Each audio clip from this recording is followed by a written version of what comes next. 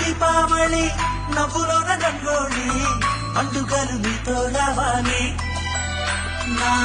గుండెలోన వేడుక కావాలి రూపులోన బంగారు తల్లి మాట పరువల్లి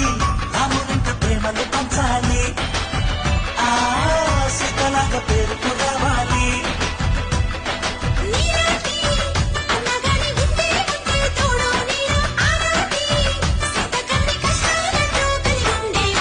వెళ్ళిపోని బంధం నేనమ్మా చిట్టి చెల్లెమ్మ వెళ్ళిపోని చిత్తం